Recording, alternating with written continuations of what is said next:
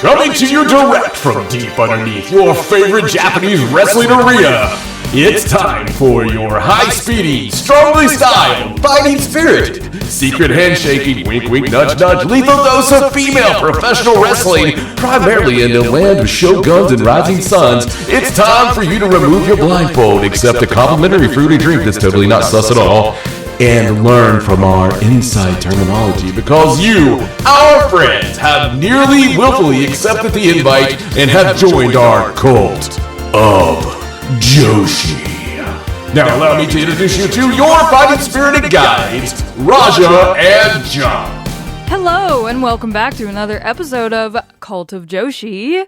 I'm your host, Raja, and I'm joined by my co-host, John. Hello. And we're here to talk about two amazing Joshi shows that we watched over the past weekend. Yes. And they are some big ones, okay? We got Marigold Burning Desire 2025 and Stardom The Conversion. The Conversion. And we're just going to jump right in here because we're going to get through this show and then we're gone. Not for good. We're going to the beach. That sounded really ominous. My apologies. We're going to the beach for a week, and we're going to be enjoying the white sands and burning tans. Yeah, and we're going to be so refreshed when we get back. It'll be like brand new people, hopefully. If we don't get abducted.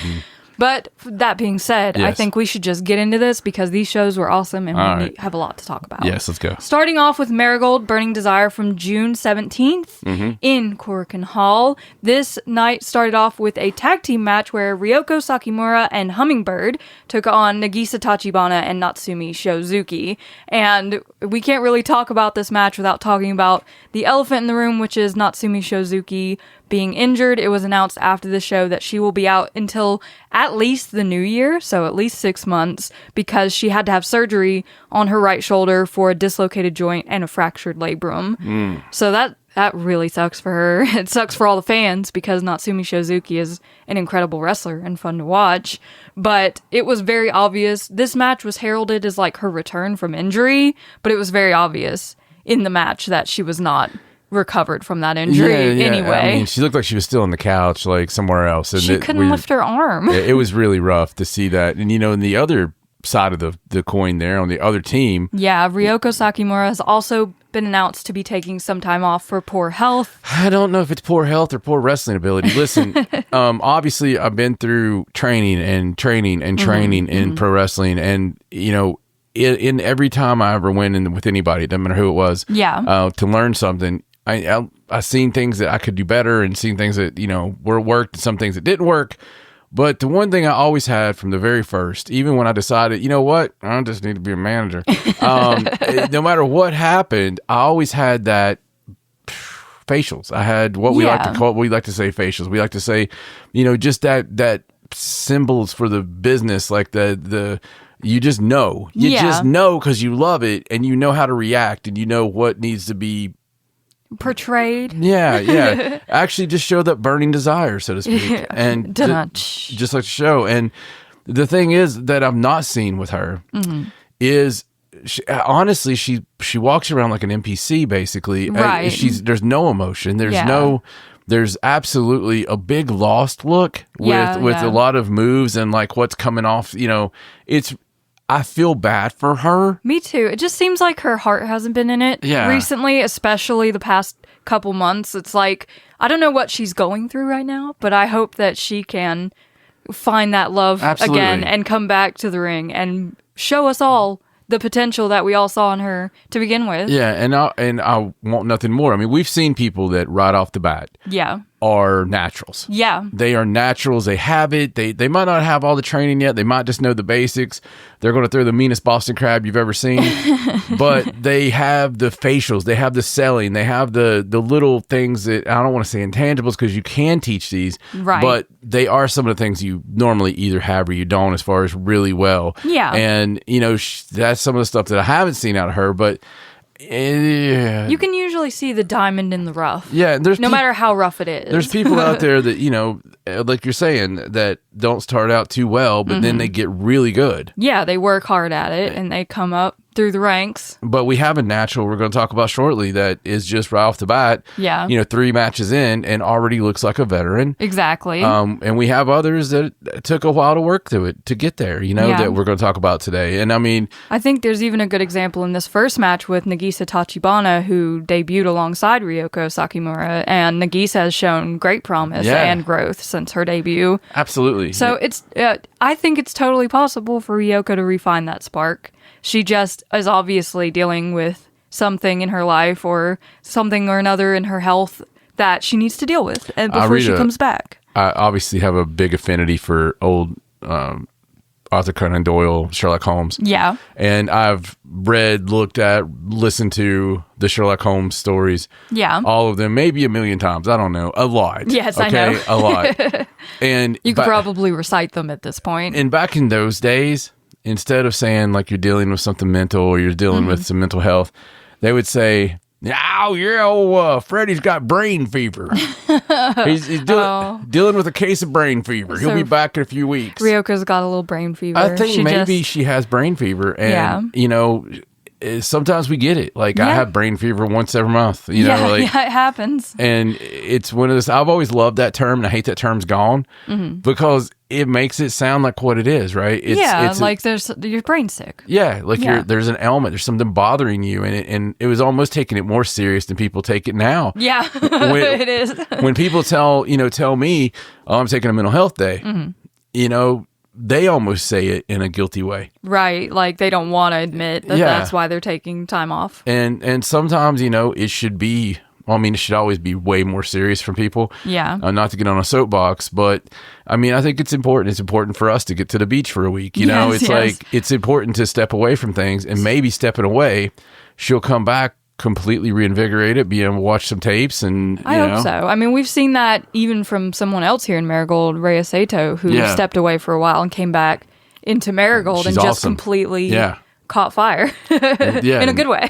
She's doing fantastic. So our best wishes go to you, to Ryoko, yes, and to Natsumi, yes, for recovering for her surgery. Hopefully they both come back in as short amount of time as possible, but fully recovered. Yes. Not before they are completely 100%, because that's what we want out of our wrestlers, right? For them to be healthy and happy. Like Kota Ibushi. Oh, my God. I know, I'm sorry. I just had to say it. You had to bring it up. Kota Ibushi coming out on Collision. Crap. Kota Ibushi coming out after the last time he comes out on AEW, and he... when we saw him last time, it broke... He was not Kota Ibushi. No, it broke our hearts. Oh, because my God. He seemed like he had suffered way more damage than we had realized during the sickness. Yes. And, there's a lot of things that are reported and a lot of things aren't reported. And not that I have an insight or anything, but it was pretty rough. It was touch and go for Kota when he was in New Japan and that stuff happened with him.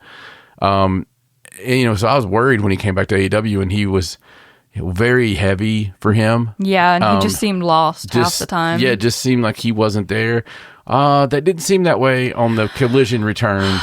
It did not. So we could continue on with this. I vividly remember years ago crying over Kenny Omega and Kota Ibushi. So I lost my entire mind when that happened. But I digress. I won't get into that right now. Yes, let's continue, please. We'll go back to Joshi. Pray continue. The second match of Marigold Burning Desire. Oh, the first match, Hummingbird and Ryoko won. Oh, yeah. Hummingbird rolled up Nagisa Tachibana for the win for their team. The second match was Rhea Sato and Komomo Minami versus Kazuna Tanaka and Victoria Yuzuki. So, same class sort of bout here with the rookies. And this match was so good. Like, all four of them just went ham on each other in this match. It was really good. I thought for like 2 seconds that maybe Rhea Sato was going to take the win in this match. It was Kazuna and Victoria that got the win. Kazuna pinned Komomo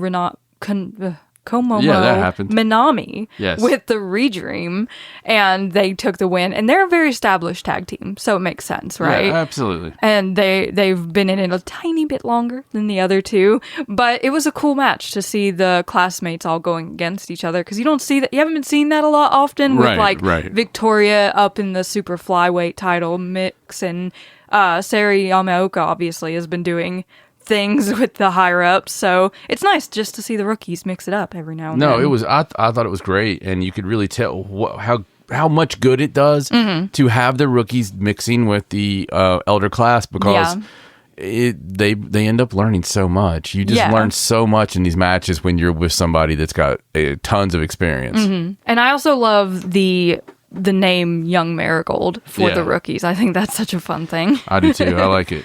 So the next match was Darkness Revolution, Chiaki and Misa Matsui versus Koki Amurai teaming with Megaton.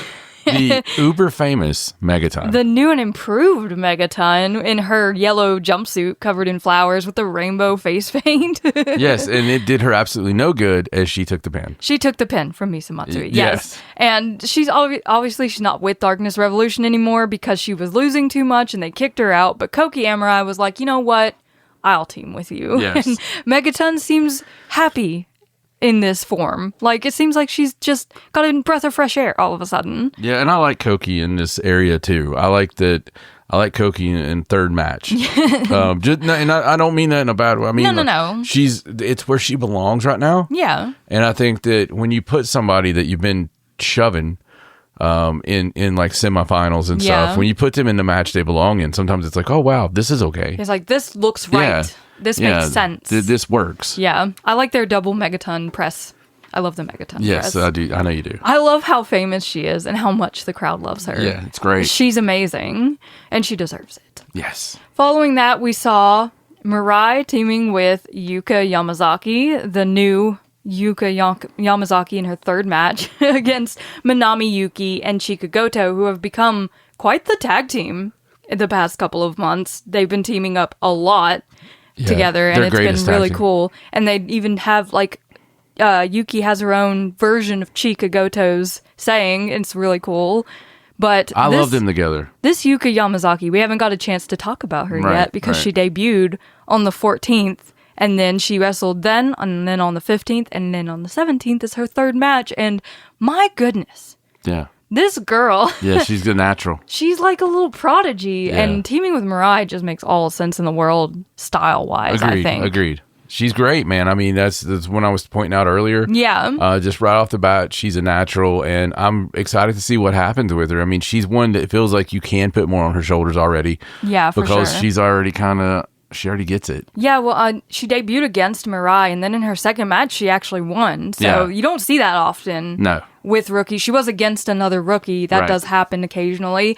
But I love her look. I love her work style. I think she's a great little rookie. Like, I'm excited for what she's going to do in the future. Absolutely. Unfortunately, she did take the pin in this match from Chika Goto off the choke slam. Chika looking like a star in this match. Absolutely. Yeah, I agree. Total. Everything you're saying. And I totally expect her and Minami Yuki to go after the Twin Star tag team titles at some point. I think that's what they're building to, for sure. It feels like it.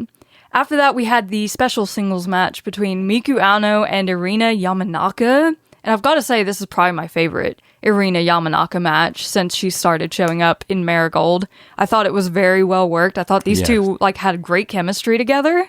It was really fun. I thought also Irina looked best that we've seen her, and really the match was spectacular. It was.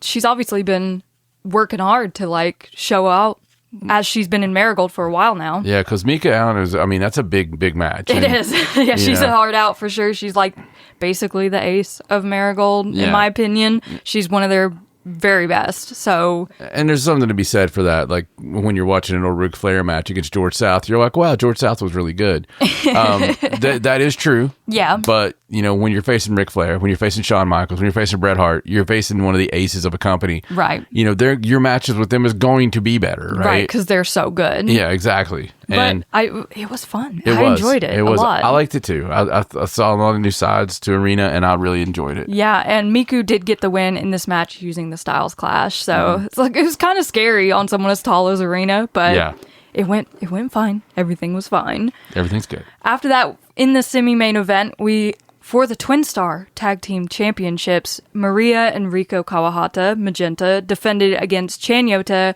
and Mai Sakurai. And Magenta out here with their new heel gimmick, which is just amazing and wonderful. Oh, it's so wonderful. This was their first defense of the titles, and quite thankfully, they won and retained the Twin Star Tag Team Yeah, I was titles because I worried. wasn't ready for them to lose them yet.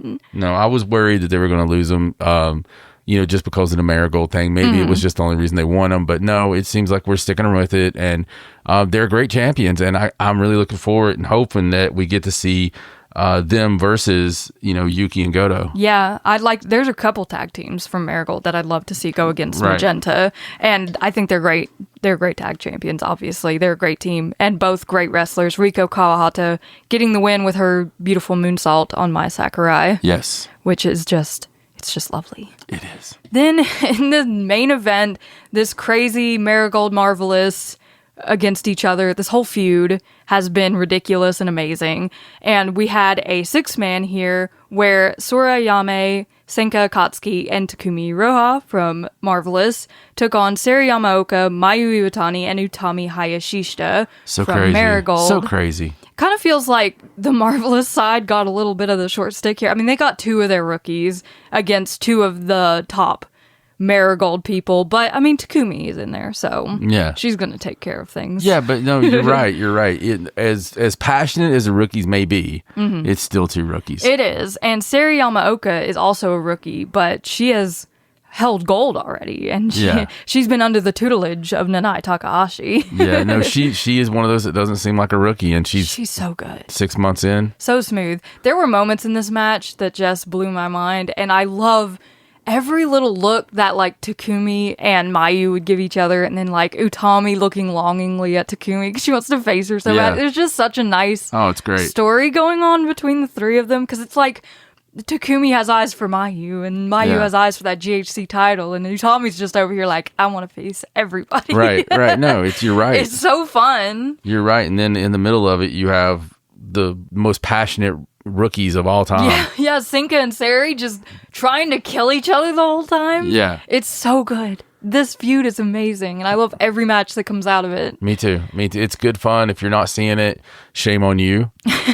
This is some great stuff. And It's so old school. yeah, and the Marvelous girls are just amazing. They are. So I love it, and it's very, we say it a lot, but it's very much vibes from the old days. It is. The Marigold team are the ones who picked up the win in this match. Utami Hayashishita pinning Senka Akatsuki after the hijack bomb. And, they had their whole post-match, like, laying out the belts in front of each other, and Utami trying to get Takumi to face her, and Takumi like, I'm not ready yet. And she's like, that's fine, I'll wait.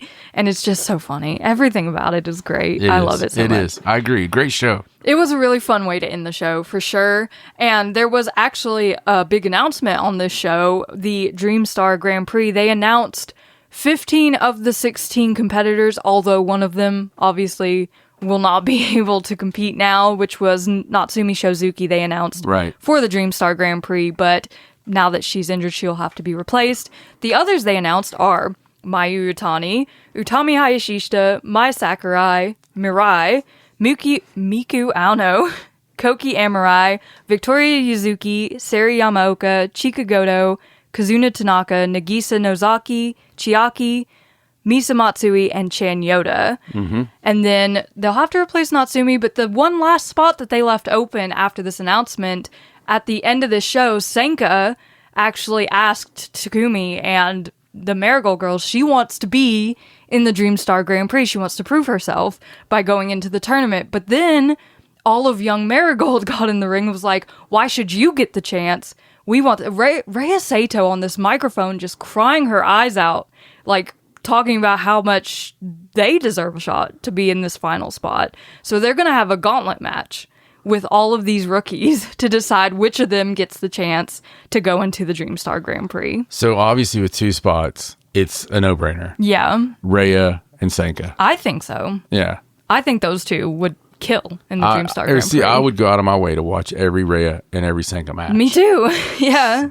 I think it would be a great addition to the Dream Star. I think it's almost, I don't want to say addition by subtraction because of how great Suzuki is. I know. I'm going to miss Natsumi Shozuki matches. But it's going to be good. It's going to be good, yeah. They've got all the top stars in there. It's like a complete Marigold Dream Star this year. If you just think about, if you think about the times like we seen Hanan go through the tournament, if you see, on the other side of things, and anybody we've seen go through the tournament, right?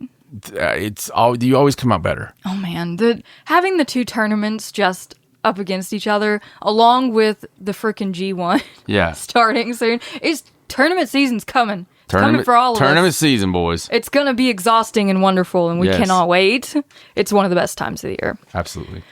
Let's flip the script a little here. A little bit. Something that I wasn't expecting to be good. Bring it back down. And just being honest with everyone, I expected it not to be bad because it's Stardom. Yes. But I was very underwhelmed. The card was not what you would expect from a pay-per-view. I was very underwhelmed at the card for Stardom The Conversion because last year's The Conversion was spectacular. It was cuckoo bananas, the card was. And it was really I felt like it was Toru Okada's like...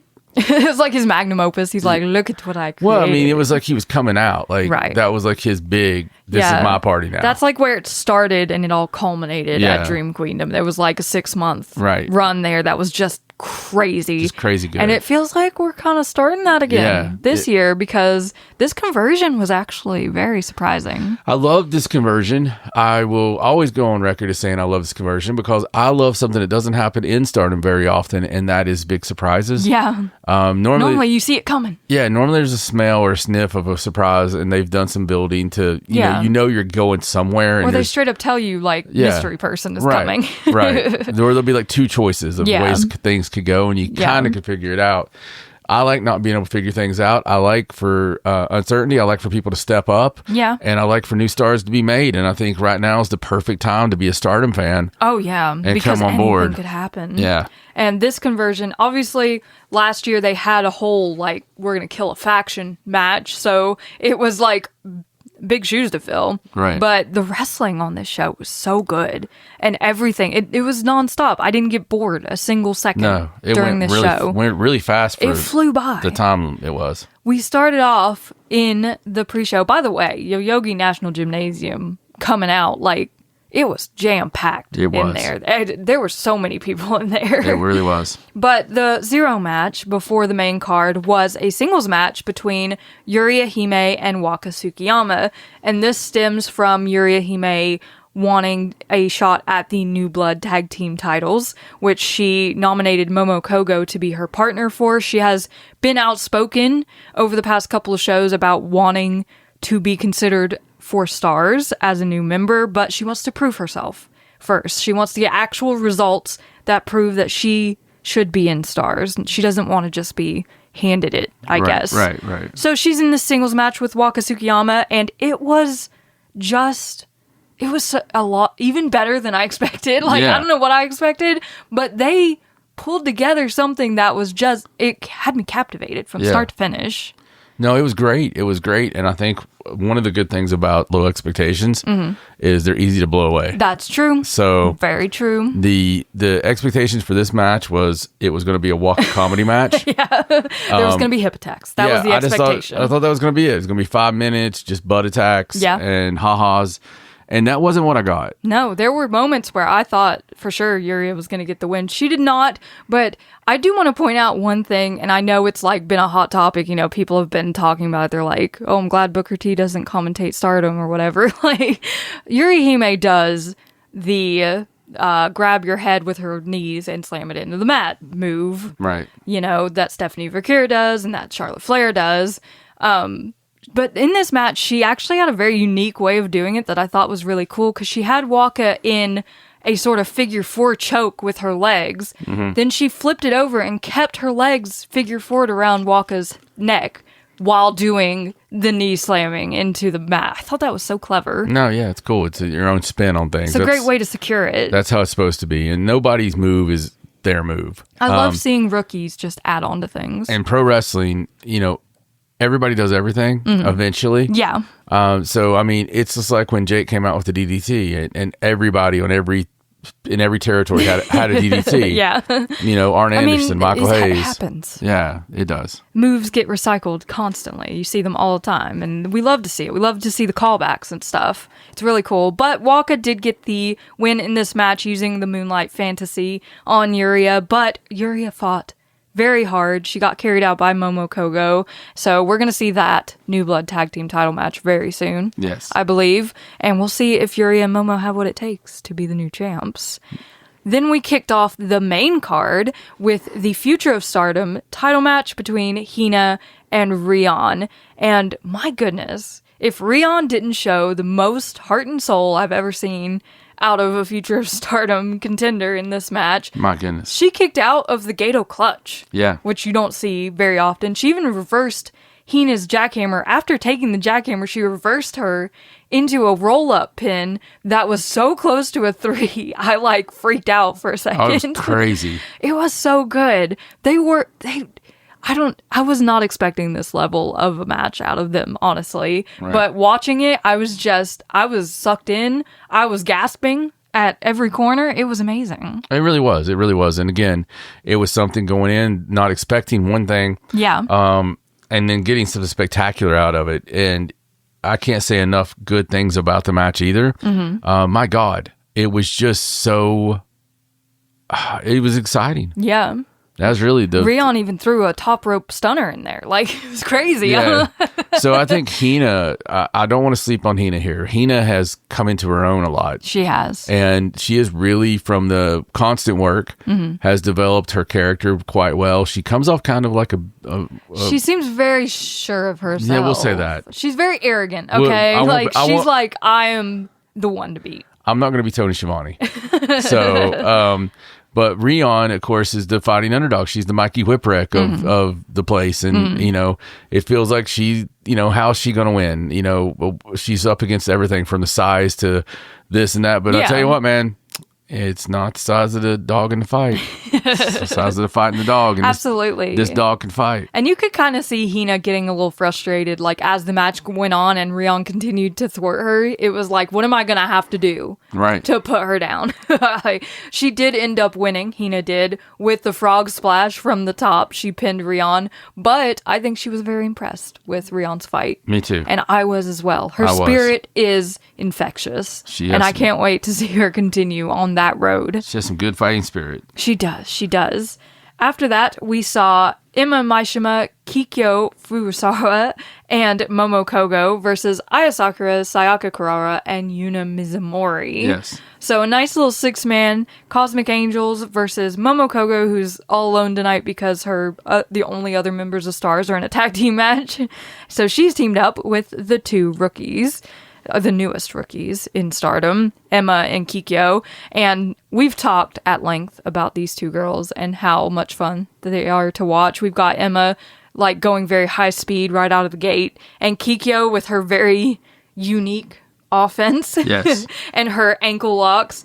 But it's a hard thing to win when you're out there alone with 2 rookies, and you've got Aya Sakura, Sayaka Kurara, and Yuna Mizumori on the other side, throwing massive lariats and spears at you. Agreed. So, of course, the Cosmic Angels team got the win. Yeah. In this match, I thought they all looked amazing, though, and I loved Sayaka Kurara's addition to her new gear. It was the light blue gear from when she faced Saya Kamitani, but she's got, new ruffles and stuff added to it. She does. It was very cute. She looks spectacular in this, but I liked it, too, a lot. It was just a really damn good match. It was. I mean, it was a 6-man. You just out there doing your thing, and you've got Momo and Yuna Mizumori kind of having a beef, I think, which is fun. But yeah, Cosmic Angels all the way in this one. Yeah, it's I don't know, man. It's so far just talking about it again reminds me how good this damn card was. I know. It's like we're 2 matches into the main card, 3 matches in total, and we're just completely sucked in. It was just easy to watch. I don't know how else to explain it. It's like sometimes wrestling feels like a slog, like it's a chore to watch it. This was not that. This was light and fun, and everyone seemed to be having a great time, and we were having a great time. We were.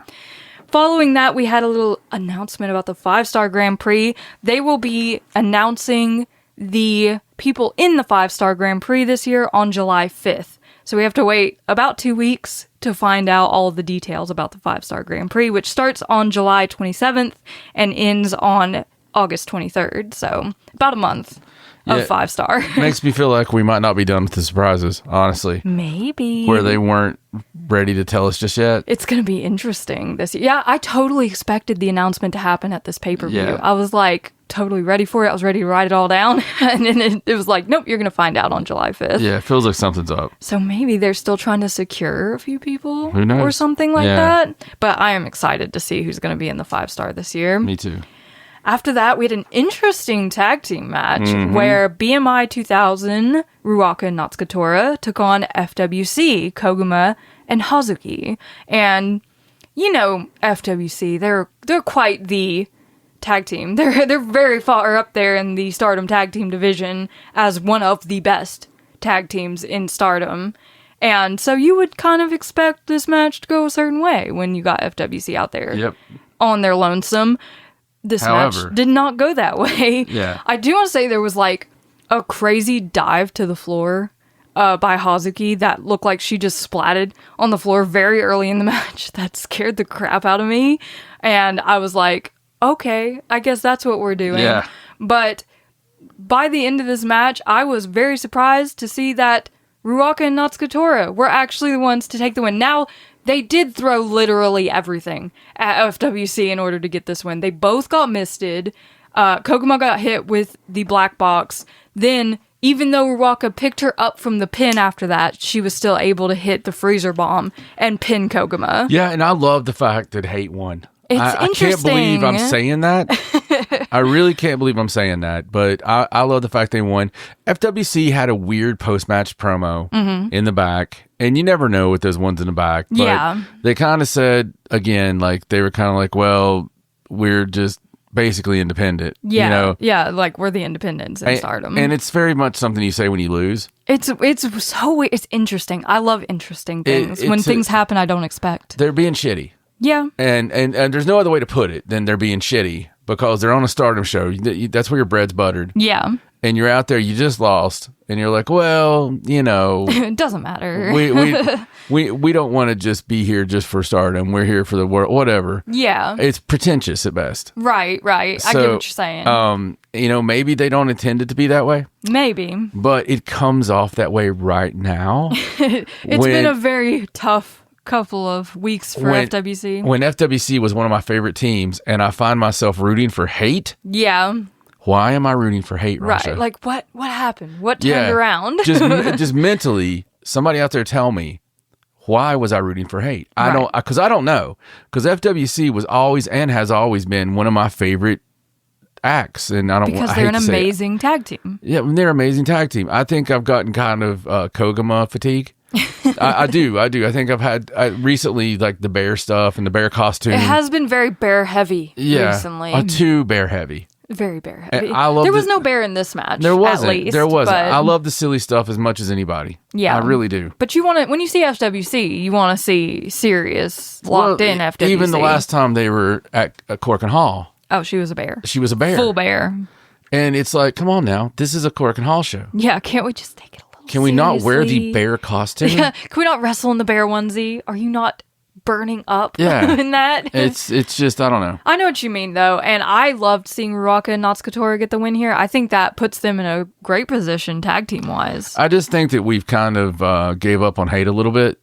And Hate, they haven't been doing much. All they've been doing is eating pins. And listen, I hate to talk about myself twice in a show. I have a one-time rule, but I am going to talk about myself again. So there was a run I did a few years back, and I was very excited about it because it had been a while since I'd had a huge run. Right. And so in my little local corner of the world, I had a really good stable together. And, you know, we went out there and we built up all these matches. And I had feuds going everywhere. Like I had 3 different levels of feuds on the card. Right. And in all 3, this one big night, I remember no one really noticed the fact that I had lost all the matches and really made the baby faces look like $1 million, right? Right. And that's part of your job. But then we come back the next time. And it's the same thing, right? We had elevated the gimmick match to something else, but we still lost. And just Wrestling 101 is the heels need to have the heat. Right. Okay? That's just how it works, folks. And you have to, the money is in the chase for a babyface. Right. It's always going to be that way. It's always been that way. I don't care if it's Joshi or Bloshi. It doesn't matter what it is. This is how it works in pro wrestling. And if you need a lesson, take a pencil right now and a pen, whatever you write with, crayon, get some paper together and let me explain it to you really quickly. The way you make money in pro wrestling and the way it's always been is your heel has to come out and take what you want, right? You have little flashes of it, even in a match or in a long angle. You have to give a babyface a little shine. You have to shine them up really nice. You have to make them look, oh, hey, this is your champion. This person represents you. This person's cut and dried, like nice. They're your friend. That's who you want to hang out with. And here's the antithesis of that. Here is the asshole that takes your money at lunch. Right. This is the person that looks at you dirty at work and makes fun of you and knows, and you know makes fun of you. And this is the person that took your girlfriend, or your boyfriend, or whoever. That's the heel, you know. But that heel has to. The babyface almost wins. Heel takes the win. And, you know, and you want that babyface to get that ultimate win. So you do that in every town several times. Right. And several times over. And my God, it's to the point where I am never going to watch this again. I am so tired of this. This is so crazy.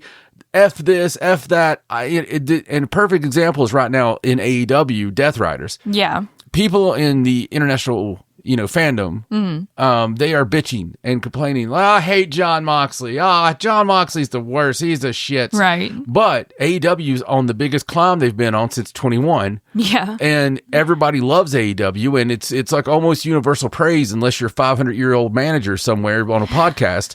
And it's like everybody's really, you know, glorifying what's happening because it's really good stuff. But guess what's happening at the same time? You have a heel that has held the title in a box for a year. Right. You know, and everybody's like really wanting that belt and wanting to see the babyface win. Well, the babyface will win on the biggest show of the year. That's how it works. Right. We've been beating the tar out of hate. We've been beating the piss out of hate. Every fucking show, it's like, let's pin hate. Let's pin hate. Let's pin hate. Right. And what happens is when you beat the piss out of somebody, you know, Starrcade 89, Great Muta was everybody loved Muta more than anything in the world. And they had a round robin tournament one night. They beat Muta 3 times. 2 months later, Muta went back to Japan. Right. Because why, what could you do? Right. You can't save him from that. You beat him clean 3 times. Right.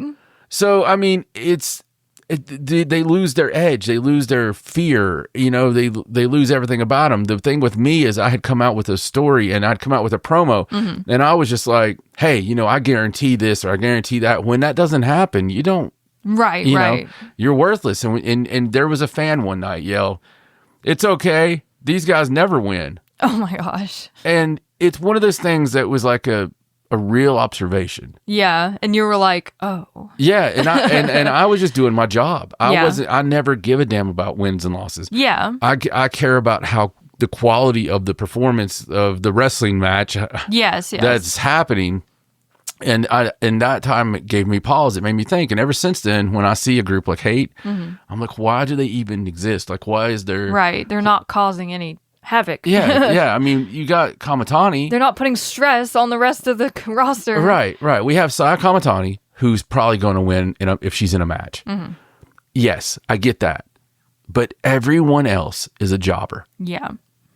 I got you. Yeah. But that seems to have turned around a little bit on this night because Hate had a banner night on this night at the conversion. Listen, if it didn't turn out this way, I wouldn't be doing the bitching because I'm a positive person. Yeah. I'm saying, yes, this is great. They won. But if you think a year ago, like, what was Oedo Tai doing? They were in the biggest storyline of the night at the conversion, and they were scary, and they, like, Natsukatora pulled that piece of paper off that contract, and everyone lost their collective minds because she was going to kill Queen's Quest. It was great, though. It was incredible. It was awesome. They don't feel scary like that right now. That's what I mean, yeah. Yeah. You see them on a card, and even their antics are like, oh. Yeah. They're tiring because they're not leading to anything. If those antics were happening and it was causing your favorite wrestler to lose in a match you want them to win. Yeah, in a high stakes you would have situation. An emotional output with it. Yeah. What happens is when they're using the box to win and shit and it don't matter, then it's just the box as a cheap win. Yeah. It didn't matter. Yeah. I just want them to matter. Same. If they're going to exist as heels, they need to put some heat on the baby faces. We need a line in the sand. Who are the baby faces? Who are the heels? Right. And you can have two heel groups. Got to make it obvious. Yes, you have to have that. That is wrestling. That is the DNA of it. Yeah. And so that's all I want. That's all I'm asking. I'm done. I completely, I sympathize with you. Yes, I think hate definitely needs a new injection of some kind, whether that's a new member or what have you. Something needs to happen. But after that match, we had a special singles match between Hanako and Risa Sera. And this match came about because Risa Sera is retiring from pro wrestling in January. And Hanako started her career off against Risa Sera and under Risa Sera as fellow Risa. She was sort of named after her. So they have a very strong connection leading back to Hanako's beginnings in pro wrestling. So they wanted to face one-on-one one more time before Risa Sera retired. And it was a very nice match. Very fun singles match, and Hanako definitely showed a lot of power, and Risa Sera is usually like the bigger person, like she's a big girl. She's not usually outpowered, but in that same vein, Hanako isn't either, and we saw Risa Sera pick her up a couple times in this match, which is something you don't see often out of Hanako matches, so it was a cool dynamic to see these two against each other. Risa Sera did pick up the win with her air raid crash finish, so she came out on top, and I think Hanako would like another chance to show how much she's grown to Risa Sera after this, before she retires, but I don't know if she'll get that chance. I don't want to go back-to-back bitching. I don't want to be that guy. Is it about the lack of build? So, other than the lack of build, I don't mind that, because if you are a hardcore, you know the story. Right. And I get mad when people, if somebody shows up that's a big indie person and people bitch about it. Well, you know what? Watch wrestling. Right. Look it up. Sometimes it's fun to look things up. I like reading books that say things that I have to go look up. Right. And they assume that their reader is smart enough to know. Yeah. I like that aspect. That's not what bothers me. What bothers me is, number one, Hanako's a young star that we're building. Okay. And you have this match with this established person that's not on our roster. And who's retiring. Who is retiring on the road out the door. Yeah. And if we don't have a follow-up to this, if this was just a one-off in Stardom, maybe they'll have a follow-up on somebody else's show. Right. But not in Stardom. You are the big company. You are the top of all Joshi women wrestling companies. Right. Regardless of what your favorite company is, it's hard to argue that Stardom's not the top one. Right. Just numbers wise. Sometimes when people talk about going to Japan, they talk about, I'm from Stardom. Yeah. It's just one of those things. It's synonymous with women's wrestling. Yes. With that said, you have this one-off match that Hanako loses. That your monster that you are building loses to someone they never see and is retiring. Yeah. When even teacher versus student, just a little bit of this is teacher versus student. Yeah. And at the very worst, maybe a time limit, maybe a double DQ. Right. And build up like, oh, you dirty little bitch, I'm going to come get you. I'm your teacher. Yeah. Something, right? Yeah. But it could still happen. Maybe we have a build up where it's going to have a comeback. Right. I'll reserve judgment on the fact of if they have a return match. Yeah. And Hanako maybe takes her to the time limit and then maybe beats her. If you have 3, that'd be beautiful. Yeah. But at least have a follow up where we get a little bit back. Right. Don't just leave it here with Hanako because you took in the dust. Because you take Hanako's heat, man. Right. It just doesn't make sense to me if it's a one-off. It would have been cool to see Hanako win this match. It's like, this is how much I've grown and what I've done since I left your ranks or whatever. And I do realize the Japanese culture very much is you try your best. Right. And very rarely, and we've noticed this many times, very rarely do people give up the losses on the way out the door. Yeah, no. Usually they win right up until the end. Yeah, right up to the retirement. Because in the States, it's like the tried and true to do the favor. Yeah. You know, I'm on the way out. I'm going to put over the young talent. Right. That doesn't happen in Japan. No, you not know? usually. They respect, you can look at it either two ways. They respect their elders way more. You know, why tarnish their legacy on the way out? Right. But who knows? We'll see. Yeah, and it was a fine match. It was a fine match. It was nice here in the middle of this card, but it did lack a little something. You know, it was just missing a little That's something. what it lacked. A little luster. It lacked the reason. Yeah, I agree. But we got into the big matches following this, starting with an 8-man Rina, Konami, Momo Watanabe, and Saya Kamatani versus Kyoka Katatsu, Rana Yagami, Lady C, and the returning Ami Sourei. Oh. Ami Sourei looking like $1 million. $1 million. Like she could lead God's Eye 10 million if they yen. gave it to her. Yeah. Like, Yeah. she looked incredible and so back to fighting form. Yeah. I was so amazed and impressed that Yes. she came back in this way, and this was a crazy match with things that I was not expecting to happen. Wow. I just want to give a small little shout out to a tiny little segment of Rina versus Rana Yagami. That was like really good. Oh. Very choice little segment of the match. Yeah.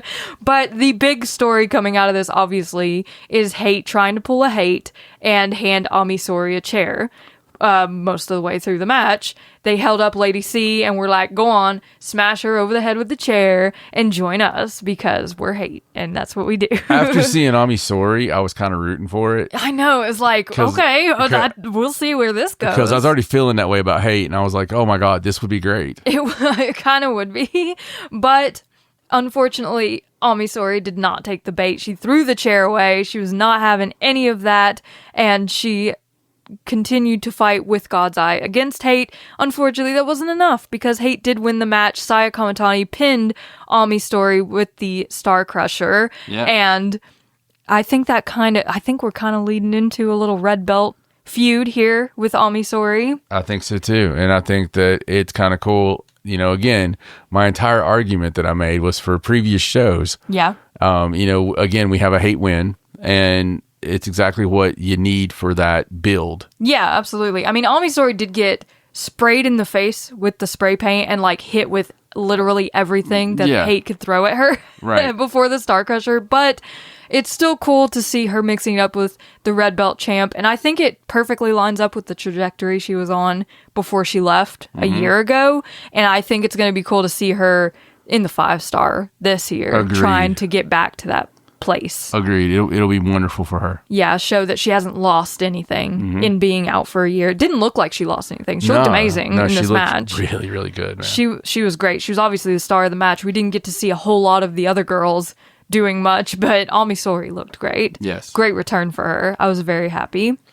Then we had the Goddess of Stardom tag team title match. Saya Iida and Hanan defending against Sariano and Natsupoi. I think there's story in this that's not out yet. Right. I think that there is Like hidden I think, in the subtleties. Yeah, I think there's subtleties that are happening. I think there's foreshadowing that is happening in this that I'm here for. That we're going to see unravel I in think the future. Ever since Tam, hallowed be thy name. Ever since Tam went away Yeah. and vanished, Natsupoi was angry. Right. She was really angry. Yeah. She was very beside herself. It was almost like survivor's guilt or like something. It was Right. It was weird because it wasn't like she was a heel. Yeah. She was just mad at the universe. Right. It's like you took Tam away from This me. wasn't supposed to happen like this. You know, promises that were made that weren't kept. And Right. it's very much, and I hate to put it like a death, but it's very much like what some people say sometimes when they suddenly... Like someone unexpectedly dies. when they suddenly lose someone. Right. And they say things they regret, you know, and later on, and they don't understand right then. It's hard to process. Yeah. And Poi played that perfectly, I thought. Her character did. That she really couldn't... I mean, think about Tam and Poi. Yeah. Like the story like they had Dude. with the cage match and everything, and Poi coming into Cosmic Angels. I mean, their story and their singing and their love and their friendship. I mean, it's huge. It is, and it would be weird to like suddenly not have that person anymore. You suddenly don't have it, and it's almost like Soriano, who's always been there, but it's always been this fun little sisterly thing. Right, like sibling rivalry, sort of. Yeah, absolutely. Poi was the happy-go-lucky, I love you anyway, you can treat me like shit, I still love you. Yeah. Soriano tolerated her being in her universe. Right. You know, but it's like with ever since the Poi Sorry show, the Natsu Sorry show. Yeah, the 10th anniversary. Yeah, you know, they were the story, the two of them and their friendship and their love. Yeah. And still yet coming into this tag match, it's kind of like playing on that. But what's interesting about this is at the same time, we've had this incredible growth with Wingori, right? Wingori the last year and a half for Wingori, if you like look back to the beginning of 2024 to now, it's insane. If you chronicle our show. Yeah. And you go back and you just listen to our show. Yeah. And we cut out all the Wingori parts from the very first time that they were really shining. Yeah. You can hear our excitement. Like, oh my God, this match, guys. This match was fantastic. Oh, man. Like, before they even started their trajectory, really, it's like every time they were in a tag team match together, it was like magic. Almost every time you and I were like, this is a go out of your way match to see. And you kind of forget it till the next one. Yeah. And you're like, holy shit, this match was amazing. Saita's fight and her fire and her just desire. And Saita was a pin eater. Yeah. When we started this show, she was a habitual pin eater. Yeah. And the crowd constantly got behind her because that fight, that fire, that underdog spirit that she just embodies, she's 100% the one you root for. Yeah. Just because you want her to win. And Hanan has been the head cheerleader like the entire time, right? It's like you look at Hanan, if you're in a room and it's like, okay, we need a captain. she's her hands up immediately. Well, no, it's not even that. It's like one of those times when everybody just looks over to Hanan. They're like, okay, there she is. That's the captain. Yeah, obviously. I'm not. Look at me. That's the captain. Right. You know, and I think everybody accepts her easily for that because she's so fucking good. Yep, she just oozes it. She's just everything. She is the future of Stardom. Oh yeah, and 100%, and the present. And I think that you have like on the other side, on that story, on the other side, you have Natsupoi, who is still having I think she's still having a hard time dealing with this, and gave her everything in this match. Yeah. Her and Saori really, I mean, they pulled out all the stops, all the usual Saori Natsu stuff. It was an incredible match. But it wasn't enough. It wasn't enough. It wasn't enough. And think about the ramifications of that. We talk about hard outs. They didn't lose the tag team belts to begin with. They had to give them up because Natsupoi was injured and she couldn't defend them. So they didn't lose the Goddess of Stardom tag team titles when they had them before. So this was their chance to get those belts back. And Wingori's chance to solidify their legacy. Oh, man. And you got to think, maybe part of Natsupoi's struggle is, what if my time is coming up? Like, what if I'm not ready for, like, what if I'm not in it anymore? What if I'm getting up there too much? I just had 10-year anniversary. The 1,000-yard stare that Natsupoi gave at the end of this match. Before she did the smile, because she's a pro. Yeah. She's got that smile down pat. She's got the, I love you, that was great. Thank you so much for the match. Because she deeply hugged Saida. She deeply hugged Hanan and cried. In a happy, and I truly believe that she was happy for them. Yeah. But I also believe that she had this weird stare. She had this weird crushing look on her face that it was almost like the first time like self-doubt's creeping in. Right. And it was right after she took the pin from Hanan with 17. She sat up and immediately was just like, even after, wow, I just lost. Even after the deep hugs that she gave when she was on the outside before she got on Sori's shoulders, she had this look. Yeah. And, Soriano, you can never tell. She's just like, okay, I lost the match. Yeah, it's like, okay, it is what it is. It is what it is. It's wrestling. Natsupoi, though, there's something brewing there. There is something there because she's so good. I think something's going to break. Well, I just think she's so good. She is maybe the best facially of anybody, and I don't know if she's celebrated that way or not. Right. But I can see things on her a mile away, and I love that. But I think that there's something there. I think that it's definite. you can go one of two ways right now.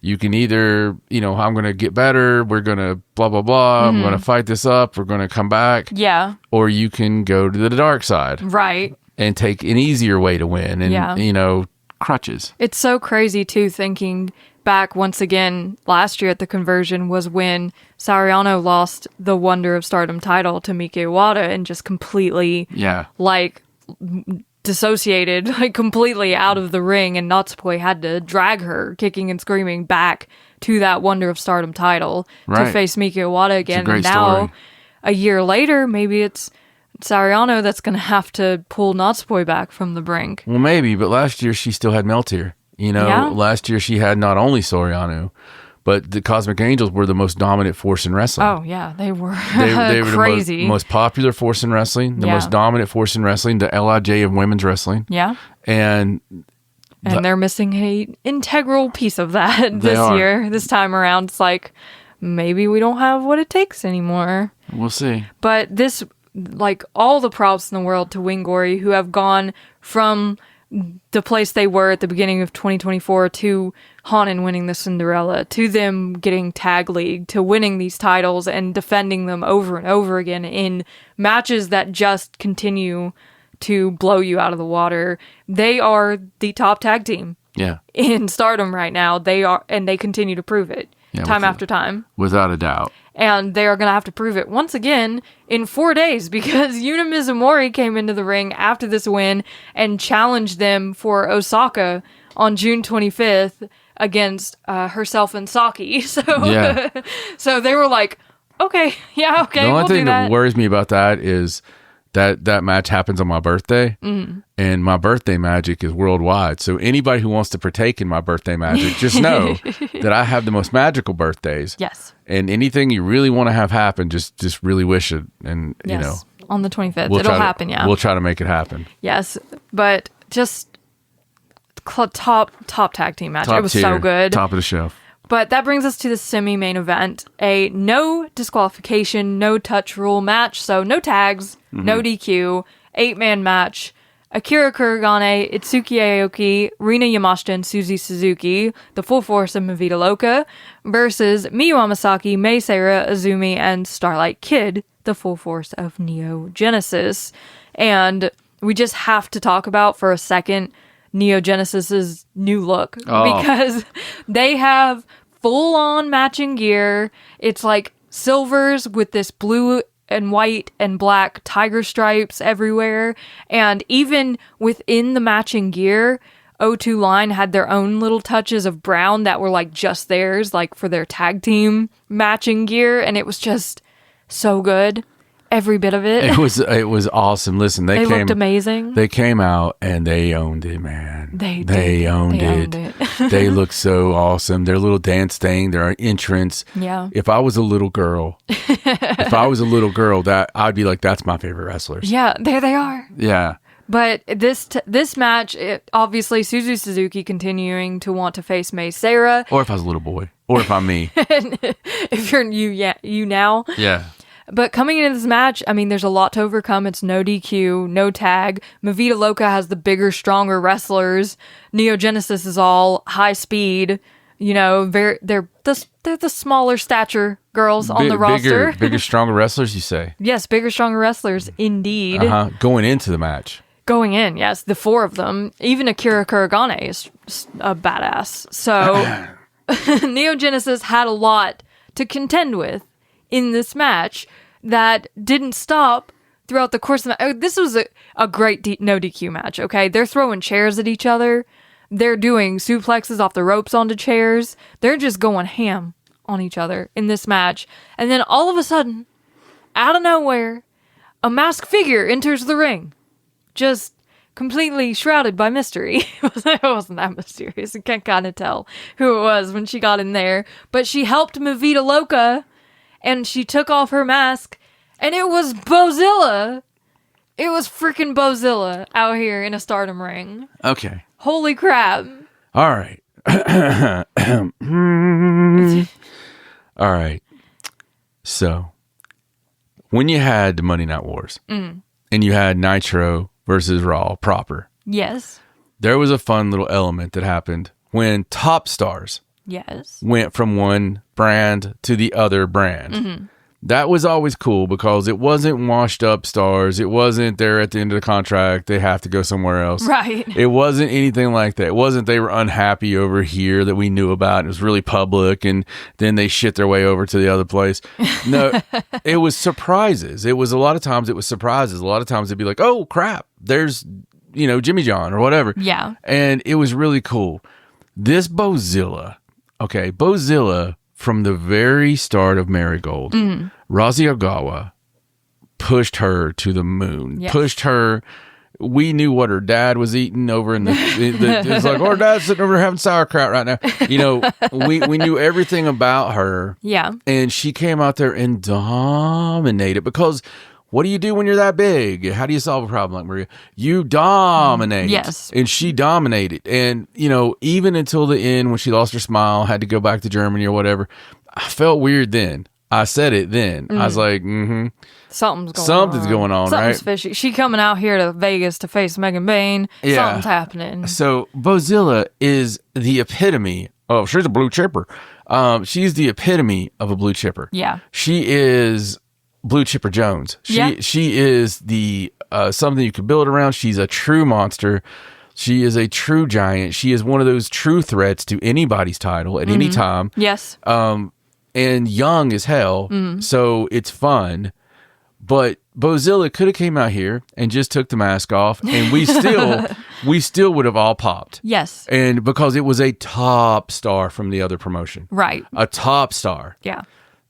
But she didn't just do that. No, she came no. out here, and when I say she obliterated poor Azumi into the chairs, I don't know if the chairs are getting the number of that bus. Like the chairs have a gripe because she absolutely killed Azumi. But I thought that maybe she was done from that. Right. She's just going to stay outside the ring, let the match finish. Yeah, but no. But no. There was Starlight Kid. Oh, poor Starlight Kid.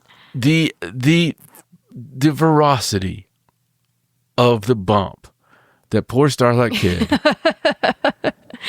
That power bomb. I'm pretty confident God. that there is a Starlight Kid shaped figure on the ring apron right now. Probably. And I mean, but it was crazy. It was such a good debut. It was a great debut, and so Bozilla hit Starlight Kid with that power bomb, and then Suzu follows it up with her German suplex hold for the win for Mavita Loca, and then they all get in the ring. Bozilla's got a Mavita Loca shirt on. They're all around her, pointing at it. They're all happy. This faction is so cool. So I have to wonder love it if so this didn't much. come in the 11th hour when they decided to make this a no DQ. Maybe You maybe know? around that time they were like, we need Yeah. a way to get her in without it causing them to lose the match. I saw Bo's Instagram story yesterday morning before the show. Yeah. And she was like, this is It's a great day to be me. a great day to be me. Yeah. When I saw that, I instantly was like, holy shit, she signed somewhere. Oh, she signed a contract. She is signed somewhere. But I was thinking, Evil Empire. Because look at her. Yeah. I was thinking. She's got it written all over her. Yeah, I was thinking she's in Stanford. But thank God that it wasn't, because she's not. I don't want to see her there yet. Right. I want to see her have a run. Yeah. And wow. And It's- looky, she's in Stardom just in time for the 5-star Grand Prix. Yeah, I mean, how do you beat her? I don't know.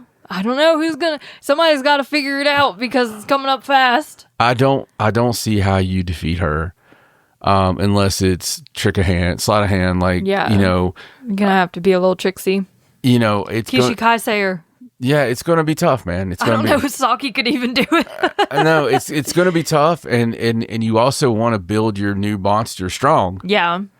So Unfortunately, for the beatability factor, she did challenge Azumi for the NJPW Strong Women's Championship. Poor Azumi. Once she gets out of those chairs, I mean, you know? if there's anyone who could beat her, Oh, I totally believe that Azumi could find a way. Azumi could do it, because Azumi has had a career of facing people bigger than her. Yes, like everyone. Yeah. But she's got the speed, the strength, the Yeah. technique. Like, I totally believe she could win the match. I do. I'd like to see Bozilla get some big wins first, though. Oh, I'm sure she will. I'm sure they will save that one if it's going to happen. Regardless, I think this is a round of the clap for Stardom. to pull one out of the hat. Absolutely. Like, I was not expecting a surprise debut. Listen, we had all the confidence in the world in Stardom to be able to turn around. Yes. But I'm not going to lie and say there was not a dip. Yeah. There was not like a lull there at the beginning of the year. My passion was pulled a little bit from my Iwatani and Tam at the same time, and Micah all being gone at the same time. Yeah, it was a tough May and June. Yes, it was a tough May, June. It was. But the good thing about it is there's still, there's only one way up from rock bottom. Right. Exactly. So there's only one way to go, and we're heading there. Excited. And Mi Vida Loca looking as strong as ever. Mi Vida Loca instantly. I already love them, and now it's even better. Instantly, what a faction! Yeah, it's crazy. What an amazing faction! I love all of them as wrestlers, and they're scary heels that win. I just have to say I'm strong on the Itsuki Aoki train. Like I love her. She's amazing. Yeah, she really is.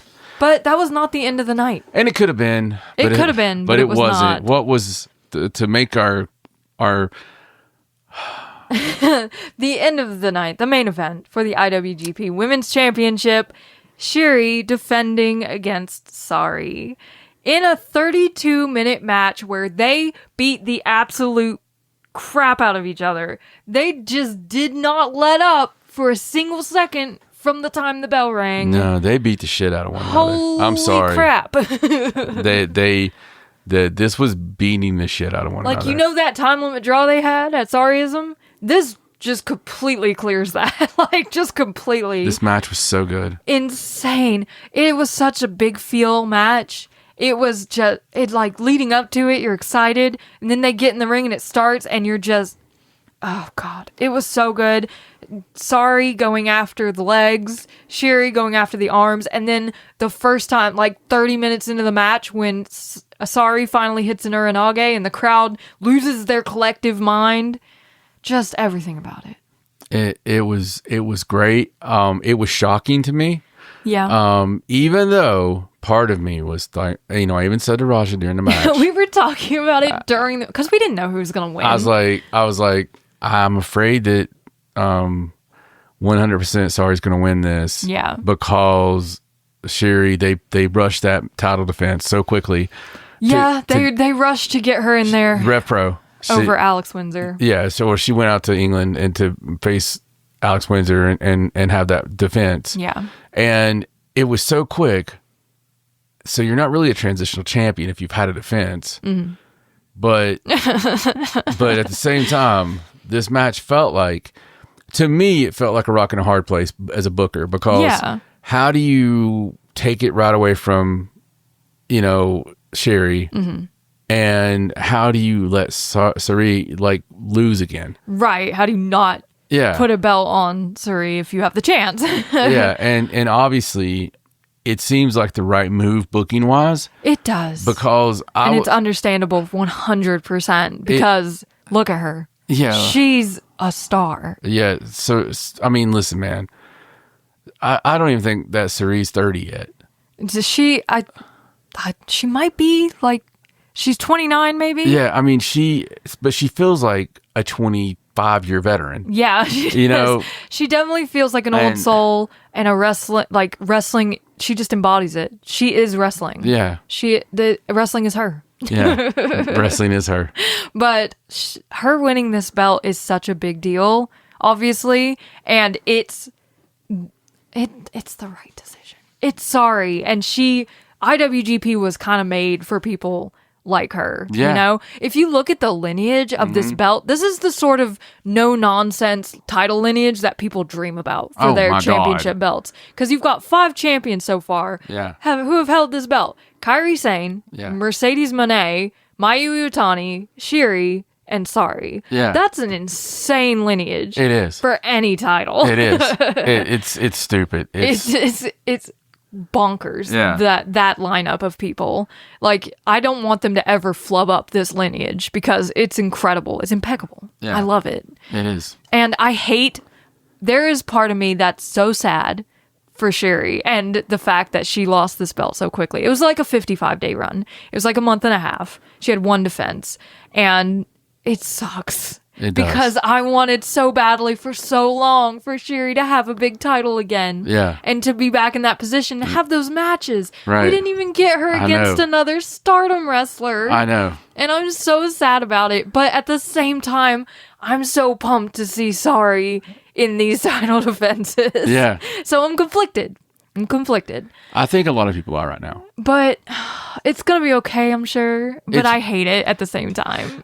There's a saying, it's a good problem to have. Yeah, it Right? is. And either way you go, you've got an incredible champion. Yeah. And as long as we have both on the roster, and I hope we do, Yeah. I hope it's not one of those curses on IWGP belt. If you lose it, you have to leave. But as long as we have both on the roster, you can easily transition and have Shiri go after one of the other two major belts. You can. And I hope that it doesn't take a turn of like Shiri doubting herself because Mayu kind of was like, take care of that belt and take care of Stardom when she left. Well, I mean, she posted, I'm sorry. I know. It's sad. It's really sad for Shiri. And I hate it because Shiri's one of my favorite wrestlers. Yeah. But I think it'll all come out in the wash. It'll be fine. Sari's going to do incredible things with this, but she's about to have an insane run, I have a feeling, with this belt. And I'm sure Shiri will come back from it. Yeah. And do what she does. But best. I do hope it's a 2-year run. Yeah, like at least. Yeah. It's got to be something wild, I think. Yeah. Because it's Sari. It's going to be amazing. Regardless, it was a newsworthy show. Yes. It had ups and not many downs. All the matches were great and fun to watch. Great matches, fun to watch. Especially those last 3, at least. Felt like a proper pay-per-view. Yeah. And I have to give, all the thumbs. Yes. Because it was an awesome job. Again, they pulled it out. Yeah, And I really enjoyed it. I had Yeah. a lot of fun with this pay-per-view. I wasn't expecting to enjoy it as much as I did. And if you guys are the kind that wait on it to be uploaded, then Yeah, definitely don't miss it. yeah, don't miss it. I When would it watch gets it up as soon as there. it gets up there. Yeah, for sure. So they've got Osaka on the 25th in a couple days, and then 3 shows over the next weekend. So we're getting back into prime Stardom schedule time ahead of the 5-Star Grand Prix. And of course, once we arrive back to our studio area, we will catch you all up on all the things that are happening over there in Japan because we love Joshi. And we'll be watching it at the beach. Yes, of course we will. Of course Yeah. we will. But let us know what you thought of these 2 shows if you watched them, Marigold and Stardom. Give us your thoughts on Kota Ibushi if you feel like it. I mean, we had the women main event Collision, which was incredible. We had Athena up there in AEW doing her thing. So there's a lot of really exciting things happening in the world of women's wrestling as a whole, but Joshi in particular, because I have a feeling things are just heating up. Me too. And we're heading into tournament season and things are going to get crazy. So buckle up and make sure you're following us on all of our socials at Cult of Joshi. Subscribe to the YouTube channel. Leave us comments, likes. We love to hear from you guys and we love to hear your thoughts because this is just one big discussion between us and you and every Joshi fan on the planet and in the cult. But for now, I'm Raja. He's John. So long from Cult of Joshi. Bye.